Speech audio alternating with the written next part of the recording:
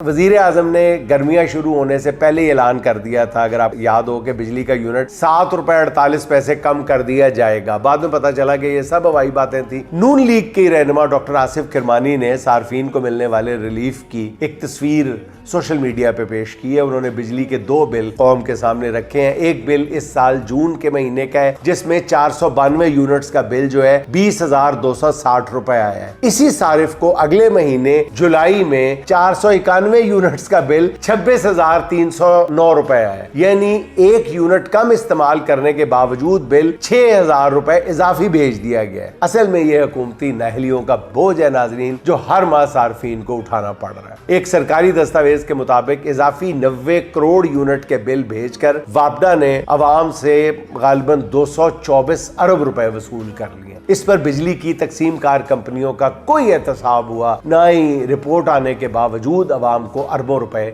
वापस किए गए। तवानाई के शोबे में ये है वो इस्लाहात जिनका सरकारी भोंपू हर वक्त ढंडोरा पीटते रहते हैं। लेकिन बिजली बनाने वाली कंपनियां कौम का खून अलग चूस रही हैं और ज्यादातर सरमाया भी मुल्क से बाहर मुंतकिल कर रही हैं। कैप्को नामी कंपनी के साथ 1638 मेगावाट बिजली बनाने का मुआहदा है। इस कंपनी ने 2023 में 1 यूनिट बिजली भी पैदा नहीं की। 1 यूनिट, नॉट सिंगल यूनिट। इस कंपनी को 22 अरब 16 करोड़ रुपए कैपेसिटी चार्जेस की मद में अदा किए गए। वजीर आजम के साहबजादे सुलेमान शहबाज चन्योट पावर लिमिटेड नामी IPP के मालिक हैं, जिसे आपको याद होगा जून 2014 में लाइसेंस जारी किया गया और 30 जून 2045 तक 62.4 मेगावाट बिजली बनाने का मुआहदा किया गया था। ठीक है, अब साल 2023 में इस IPP ने 33% यानी 20 या 21 मेगावाट बिजली बनाई टोटल।